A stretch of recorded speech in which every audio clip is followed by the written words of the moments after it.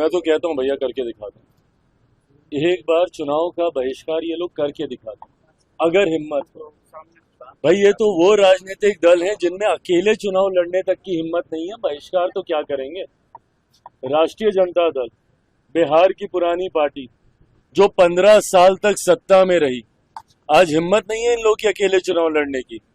गठबंधन किससे? कांग्रेस जैसी पार्टी जो देश की सबसे पुरानी पार्टी है, कांग्रेस में हिम्मत नहीं है बिहार में अकेले चुनाव लड़ने की।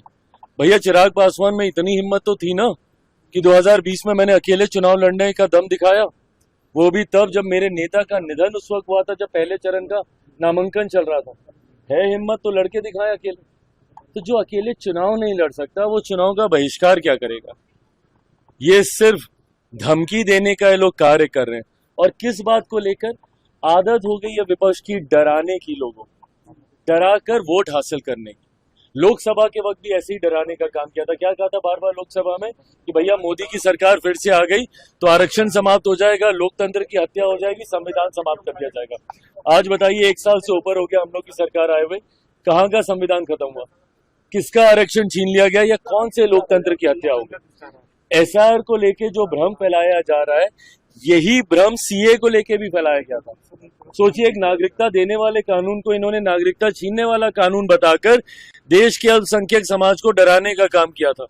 आज मुझे बता दीजिए कौन से अल्पसंख्यक समाज की, कितने मुसलमानों की नागरिकता छीन ली गई जिस तरीके से डराया गया था सीए को लेकर।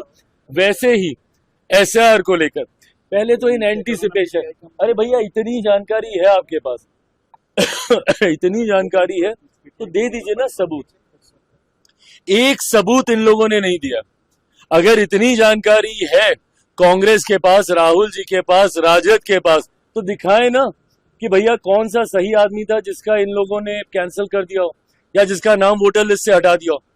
सिर्फ हंगामा हंगामा हंगामा, दिल्ली में सदन नहीं चलने दे रहे, यहाँ बिहार में इन लोगों ने सबको परेशान करके रखा हुआ है, सिर्फ इन एंटीसिपेशन कि ऐसा हो जाएगा, ऐसा हो जाएगा, ऐसा। अरे भैया क्या हो जाएगा और क्या हो गया? ये सरकार की भी जिम्मेदारी है, हम राजनीतिक दलों की भी जिम्मेदारी है, और चुनाव आयोग जो कि एक संवैधानिक संस्था है उसकी भी जिम्मेदारी है। और अपनी जिम्मेदारी को हर कोई निभाएगा और इस बात को सुनिश्चित करेगा कि किसी भी नागरिक का के साथ कोई अन्याय नहीं हो।